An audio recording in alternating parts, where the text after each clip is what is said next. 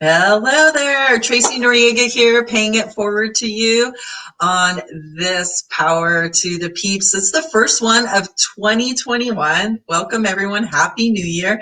And I have Miss Nicole Quintana-Wolf with me. She is a wellness teacher coach, and I've had the pleasure of knowing her personally in some other groups that we've been a part of, a mentorship program and some other entrepreneur programs. And I'm so happy and ecstatic to have you here because Nicole is a former teacher, New York City and elsewhere, public school teacher turned teacher wellness coach to help all of those teachers and now new teachers, parents who have now become homeschoolers in what she offers and what she does, which is so beautiful. Welcome, Nicole. Thank you so much for coming. Thank you for having me. I'm so excited to be here and that I'm your first guest of the year. What an honor. Yeah, that is so cool. So, I mean, all right, everyone right now is really realizing that many of the essential workers are teachers. Yeah. They're not getting that accolade, but yeah, everyone knows teachers are essential. And if anything, I think even kids now realize how much yeah, they like school and missing school. miss them a lot more than they thought they would with this pandemic. So what drove you to become a teacher in the first place, and how long were you a teacher? Yeah, so I always wanted to be a teacher. When I was in high school, I was part of FFEA. I was the president of like the Florida Future Educators of America, and I went to college to be a teacher. So I kind of hit the ground running as a teacher from a young-ish age. And I was a teacher for 5 years, and I kind of bounced around. I did my internship in Tallahassee, Florida, and then I did some teaching in London, Chicago, and then ended up in New York City. So it was awesome. Quite a ride of different places. Yeah. So did you have a specific age group that you were working with? Did it take you a while to figure out, you were elementary, middle school, high school? Yeah, so I started when I was in high school as part of a program that was teaching kindergarten and elementary school. And then I had an opportunity to work with high schoolers for my internship, and I loved it. I love high schoolers. So my certificate's in secondary English education. I have not ventured into middle school. I have not been so brave to venture into middle school, but 9 through 12 was really my favorite age group. Nice. And so English was your primary subject? Yeah. Okay. And was it more literature, writing, or did you have to do a little bit of everything? Yeah, it was a mix of everything. So it was mostly, like 9th grade English. And then I also taught 12th grade English, and I taught some SAT prep courses and like college reading readiness. So things for the upperclassmen to prepare them for college. Okay. So this being said, of your, getting an early start being an educator, and in one way, some people may say you got an early retirement too.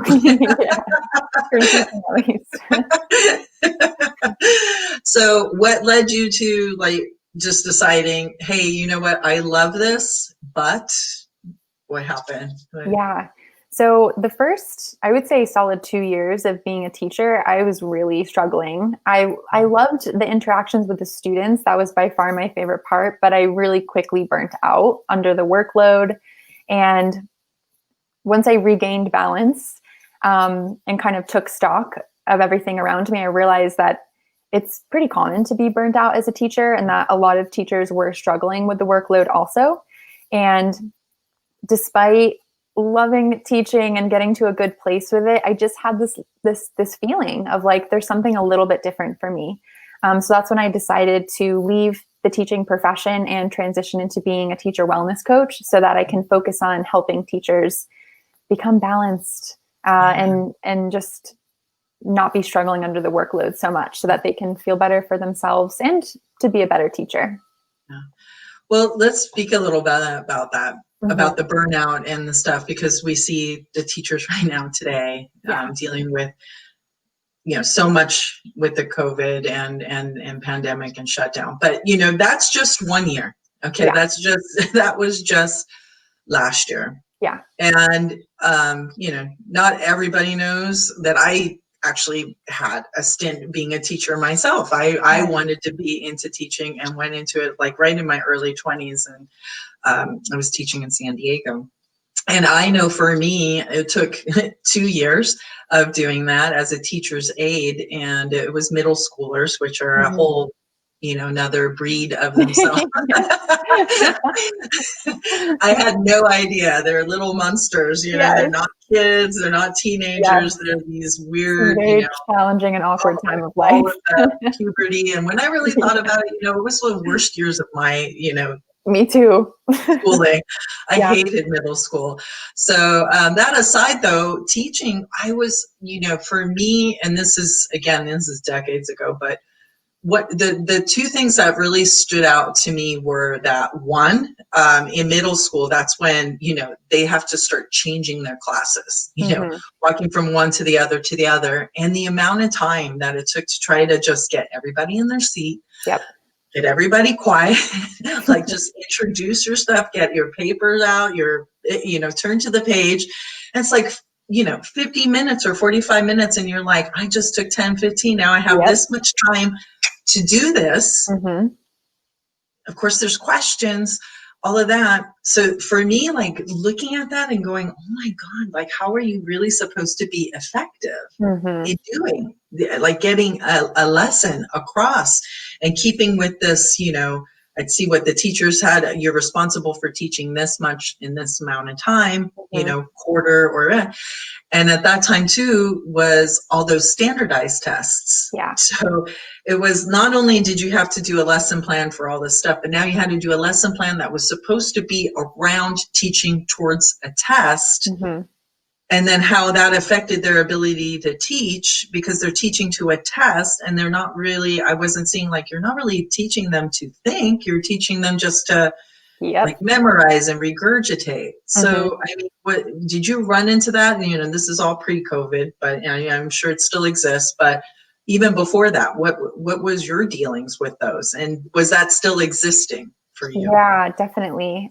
Both of those were really big factors for me in reaching a point of feeling burnt out. And teacher burnout, like it's not a new thing, right? Like even though the pandemic has exacerbated this was very much a thing before COVID. And like you said, the quickness of the way that the classes are structured, of having to jam in a lot of content in a short period of time, and manage the classroom, like manage classroom behavior, and also attend to your students on an individual level. How are they doing? Is everything okay with them? Like there's a lot of factors that go into teaching, and teachers have to wear a lot of hats. And it ends up being a really big workload. I was reading something on this site called We Are Teachers, and they broke down between the hours that teachers spend in professional development, doing instructional time, grading, lesson planning, parent outreach, all of this stuff. It actually breaks down to 42 hours a week per year. So when you consider the fact that teachers don't work over the summer and over break, that's a lot of work that's crunched into the other months of the year. And the workload I just found to be almost unbearable at times. And then when you add on the pressure that comes along with standardized testing of, are your students learning? Well, we're going to measure that by these tests that are written by people that are not teachers, that are not in the classroom. And also these tests are biased. If you are a student that is Hispanic or Black, you have the odds stacked against you with these tests. And I mean, that's a whole nother can of worms, but more so the point being that there's a lot of pressure that comes along with standardized testing, or just proving that your students are learning, whether that is through testing or through like classroom observations. And a combination of all of these things, it's kind of no wonder that teachers kind of sink under the weight of all of this. And this has been going on for some time now. And I think the pandemic, a bright side of it, of all of this craziness, is this is really coming to light now. The fact of how much work teachers are doing, how much standardized testing is not, it really doesn't do anything but just put up some numbers on a spreadsheet that people who are not in the classroom can look at and then say, well, this isn't what we want to see, or this is what we want to see. It's just producing data. And there's actually a lot of states that are still doing standardized testing during the pandemic, which costs millions of dollars to do that. Meanwhile, the education budgets are being cut in other places.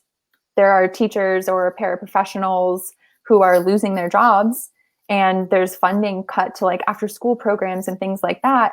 But there's still being money spent on standardized testing. So I went a little off there, but no, I mean, but they are things to think about. And I would say with what you mentioned, what brought to mind for me that's going on now, that I think, like you said, it brings to light. Everybody knew. I mean, let's speak honestly too. Teachers get paid shit. Yeah, they do. They really do. They're so undervalued. That was another reason why I decided to leave it. You know, I was like, really? This is what I'm going to get paid to do? And like you said, all that after hours, it's like, hey, you got to get your lesson plan. They don't really give you the hours during the school to do your lesson plan because you're meeting with the kids, and then you've got this other meeting, and then, you know, you've got to do this and that and the other. And it's like, okay, when am I supposed to do it? Well, it's at home. You know, when are you supposed to grade your tests? It's usually at home. It's like, you know, and people don't think about that. And, you know, one thing I'm hearing today with COVID from parents and from teachers is that the online thing takes as much, if not more time, and is even more mentally stressful. Yes. So last year when this all happened, virtual teaching, it basically happened overnight. It was literally on a Sunday that they were like, oh, by the way, you're going to be virtual from now on, starting tomorrow. So there was, like, I think 2 or 3 days in between. This was in New York City. It looked different in different places, but there was a couple days in between to kind of get everything together, and then just figure out how to be a virtual teacher when you have no training on it, when you might not be familiar with online platforms. And so once navigating that was very challenging in itself. But then when you also factor in students and teachers alike, but students especially, to have to sit in front of a computer screen and to recreate the school day on a computer screen is incredibly stressful. Not only like physically on your eyes and on your body to sit there all day, but mentally to be looking at a screen. And also there are a lot of students who didn't have access to technology, didn't have stable Wi-Fi, were in an environment where they couldn't turn on their camera and their sound because there's a lot of other people that they live with, or it's not an environment that they want to share with their classmates. And so that also created a barrier between the students and teachers. If a student doesn't feel comfortable turning on their microphone or their camera, or even they're sharing a tablet with their 3 other siblings, so they can't access like the work or whatever is being done, it added to the stress. Yeah. So that was very challenging. There was like extra challenges that came with that because students didn't have access to certain technology. And a lot of that coincided with, where does the student live? So this was happening in areas that are like low socioeconomic areas, which just increases the achievement gap that is already present in this country. Yeah, don't get me on that one, because then I'll be on a soapbox about that. Brown versus education did not really get overturned. You know, it's still separate and equal as far as I'm concerned. It's separate and equal, not anymore based on just the color of your skin, but now it's where you live, which is a socioeconomic thing, and what resources you have available to you. So, you know, if it were really all equal, then everybody in the school district would all have the same stuff. They'd have the same books, they'd have the same computers and the same availability. Even a library would look the same and have the same amount of books in them. And it's not. So it's really sad that we are still working in that. So Nicole, that brings us to like, okay, why you got in, then why you got out, and now what are you doing to basically support these teachers who are by the droves? I don't even know, but I have to imagine As I know, speaking even to the people I know who are teachers, going, I almost quit this week, Yeah. or I was looking for something else because I just can't deal with this anymore, and what they expect from us, what they want us to do. That another thing about hours, I'm supposed to make myself available this many hours now because, like what you were saying, there's multiple kids in a one house without all the tablets, so it's almost like they're doing these half days. Yep. But it's half days for the kids, but these like extended days for the teachers, in order to get everybody in on their lesson plans. So how are you looking to help? I mean, you've been out there in the teaching field, so how are you helping teachers? Because I know there's ones out there and everybody knows the teacher. Yes, it's so true. I'm sure a lot of these skills would be good for the parents who have decided even to homeschool, and now they've become teachers overnight as well. Yeah. So what are you offering and helping in way of supporting to get through this? Yeah. I also just want to say a quick shout out to the parents who have become teachers overnight, because I know that is like a whole nother beast in itself of trying to teach your kids at home. But so what I'm doing for teachers, and this really could apply for parents as well, is just offering tools that teachers can use to help themselves feel balanced, to create boundaries so that you can have a work-life equilibrium, so that you are not being taken over by work. And there are so many kind of like tools in the toolbox that will help you do this. And I learned all of these, I don't want to say the hard way, but kind of the long way. It took me a solid year to be like, okay, like climb out of the hole of teacher burnout, and to then be like, now I have all of these resources and ways to help teachers. So I want to offer that. So what I do is every month I do free teacher wellness workshops. I'm going to be announcing the one for January soon. It's going to be at the end of this month. And that's a time for us to come together, kind of troubleshoot anything that teachers are struggling with. And then there's also some teachings that go around with that. There's different themes each month. I also do meditations as a part of those too, to just help, relax, de-stress, whatever they need in the moment. I do teacher coaching as well. So this is a one-on-one capacity and soon to be in a group capacity.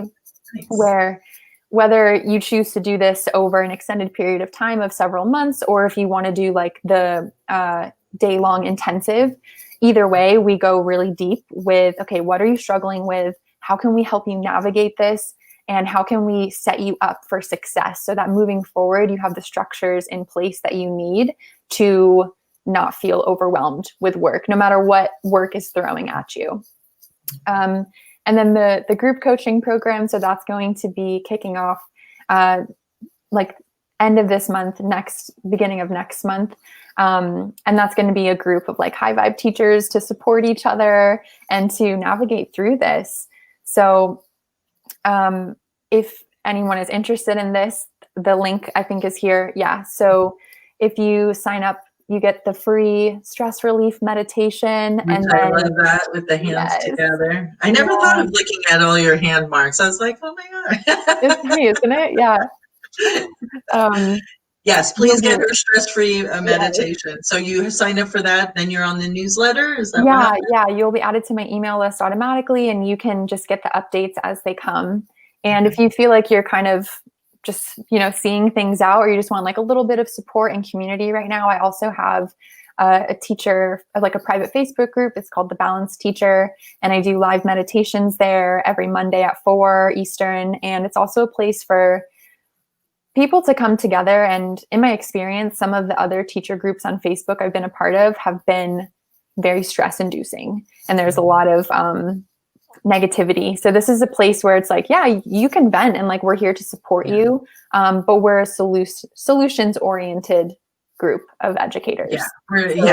Get your venting out, but now let's look for a solution. Let's not just complain. Exactly. Totally hear that. So to get onto your Facebook group, is that same, go to the LinkedIn? Yeah, if you go to the link tree, there's a link there to join the Facebook group. I'm sorry, LinkedIn. Link tree, the link in the link. Awesome. So let's make it clear too, it could be a teacher of any elementary, Oh middle yeah, school, or okay. So we're absolutely. not, it's We have a all couple college professors in there as well, like teachers across the board. okay, Yeah. okay. And should a homeschool mom, look for that support? Is she invited to, or Yes. even a dad? Let's not be sexist here. Yes. There's the stay-at-home dads right now doing their part as well. Yeah, absolutely. Mom, dad, grandma, grandpa. I know a lot of it's like all hands on deck for Yeah. virtual learning, family and teacher, like both sides of that. So, yes, all are welcome. Yeah. So one of the things I hear you saying, and I'm going to stress this just because it's something I've been made aware of. I know you have too in our mentorship program that we've been in together. And just looking at the world in general, here we are in 2021. I hear you saying a lot that it's really about self-care. Mm-hmm.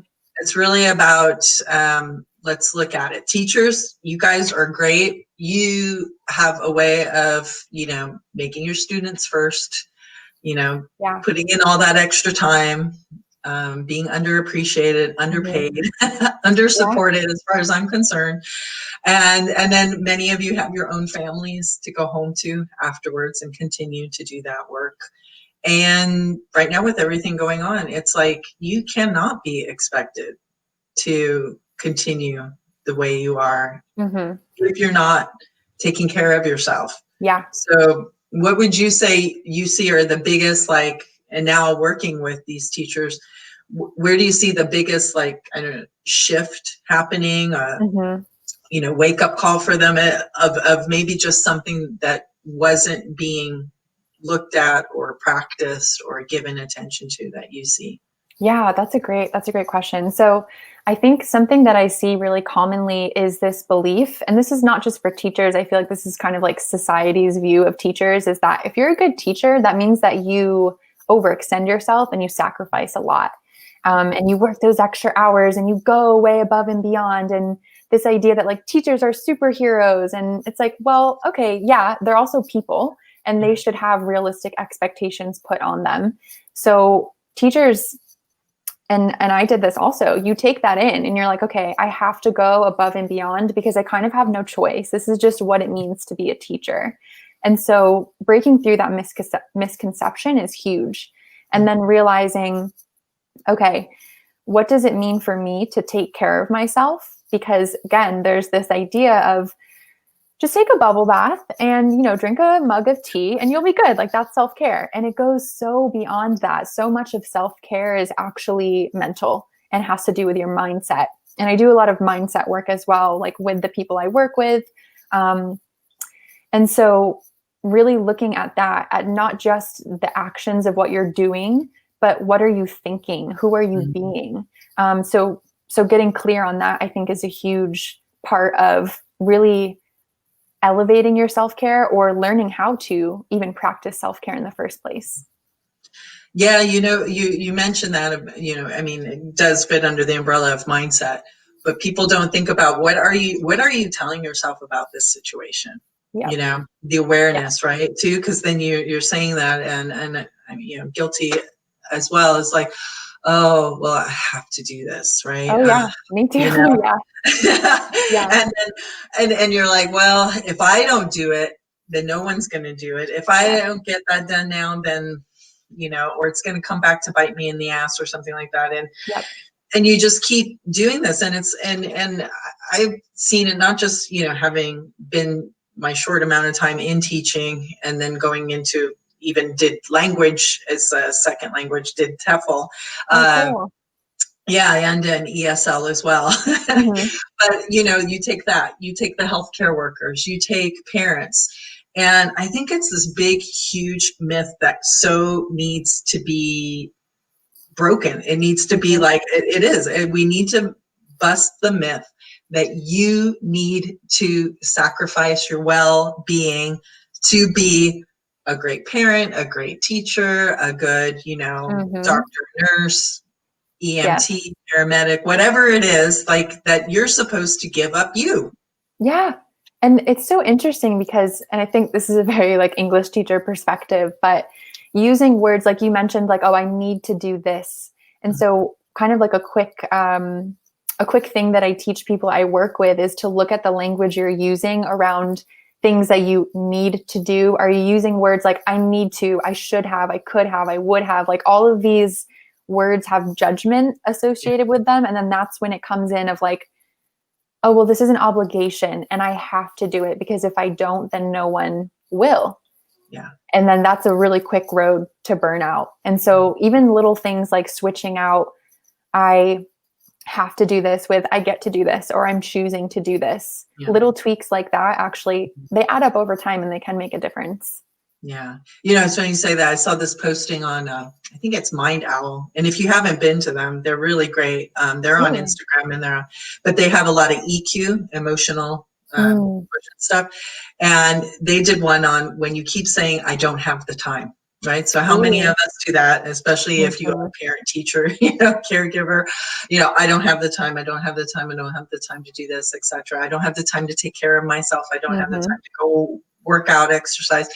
And so what you're saying was they had you, if you're going to say, I don't have the time, then put instead and see how it feels.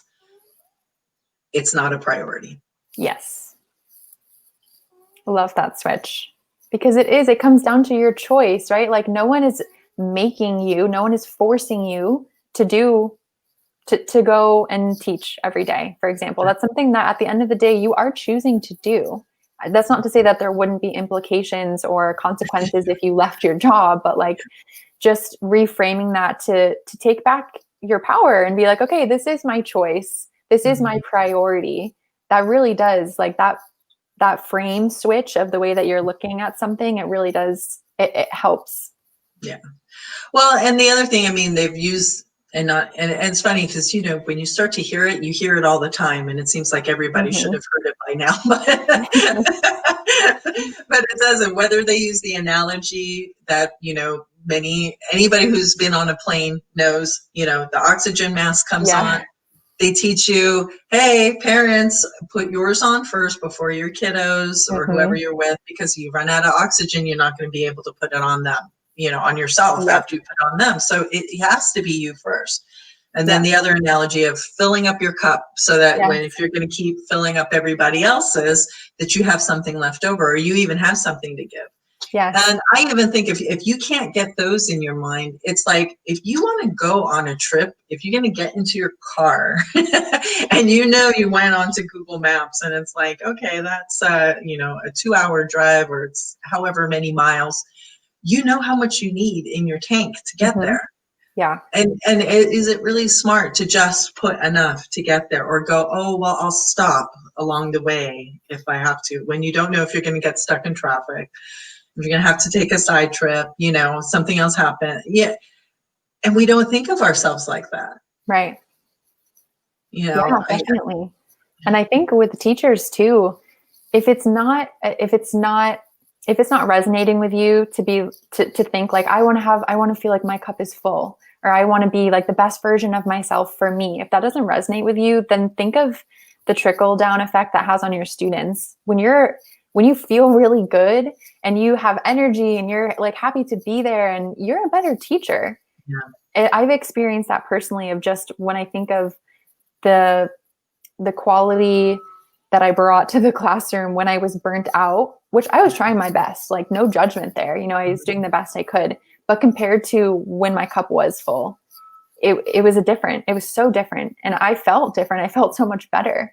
So it's like, if it's not enough, if you're not finding the motivation to fill up your own cup just for your own sake, then think of your students, because it has a direct impact on them as well.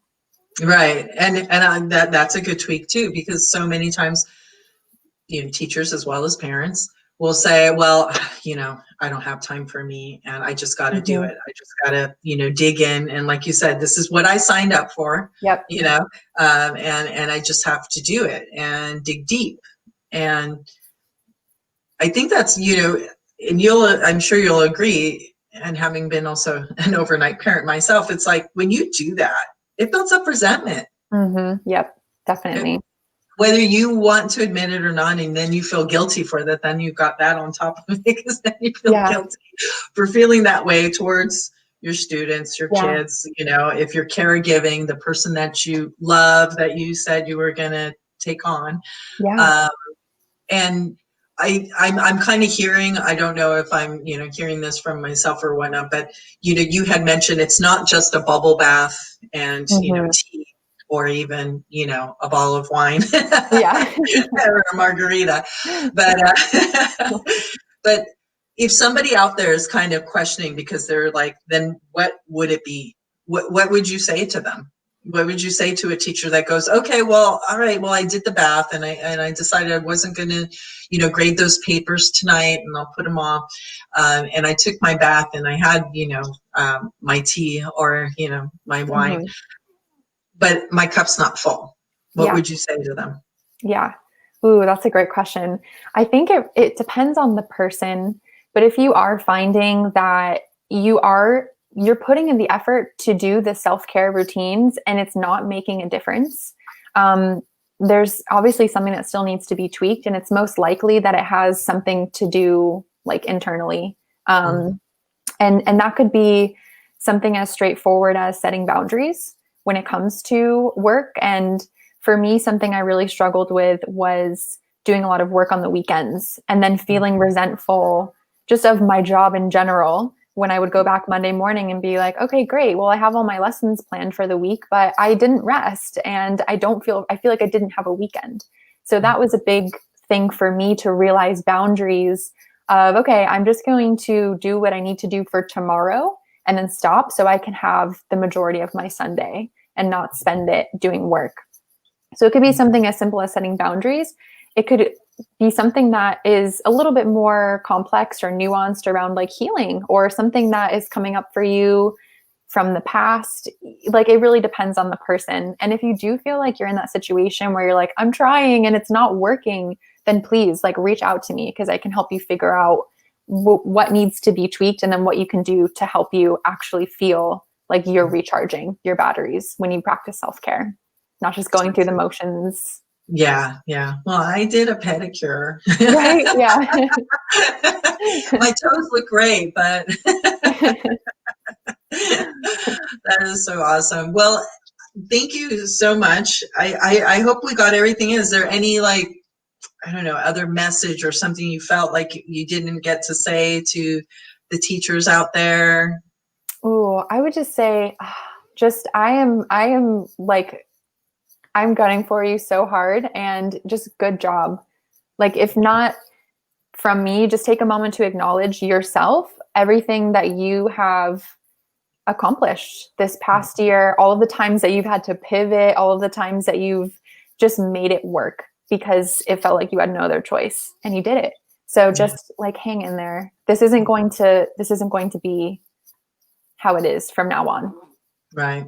And again, if anything that this whole experience has taught us over the last year and will continue to teach us is that we do have choices and we can see what is not working for us and make a better choice and decide, what, I'm not having that anymore. And I may not know what that looks like or what that can be, but hello, everyone. That is where Nicole comes in. Yes. It is so important for us to look to each other who have been there. Okay. Mm-hmm. And I would say, it's looking for somebody to support you. So if you don't feel supported, then reach out to find somebody who can support you. And I invite you to give Nicole a try. And, it's a free consultation on her LinkedIn. It's a free this and that. And you know what? I know her very well. If she can't help you, then she'll help you find the person that you can find and stuff. But community is huge. And let's remind everybody about that too. If you're not sure and you want to get your feet wet and just kind of like feel what it is to feel like a supported teacher, then I encourage you to reach out to her and join the Facebook group and be there with other teachers who are going through it. Because I want to say to everyone too, no matter what you're going through in your life, you are not alone. And there's tons of people out there having the same experiences, but it's up to us to start talking about it, putting it out there, offering the help and just, whatever we can do, we're in it together, and together we'll get out of it. Exactly. Yes. Yes. So well said. All right. Well, thank you again so much, Nicole. It was so awesome to start the year off with you, and in, honoring all of those teachers out there. And yes, let's not forget the homeschooling parents that are doing it too, or whatever you're doing and however you're helping in educating these kiddos through this very rough time. So yes. Thank you so much, Tracey. This was so lovely. I really appreciate it. Awesome. Thank you so much. So everyone, get on there. The links are in there. Follow Miss Wellness Wolf, Quintana-Wolf. I love it. And she's on Instagram. She gets lots of content out. Again, get to her link tree, find her Facebook. She's going to be, get on that, get that free meditation, really fun to do. And by doing so, you'll be on her newsletter to know when she's going to be doing the groups and one-on-one opportunities that are available to you in this new year. So yes, let's start out with some new, fresh skills and coping skills and ways to deal with what's coming down the pike, because it's all up to us, you guys. We are the ones we've been waiting for. Okay. Mm-hmm. No one's coming to save us. Yes.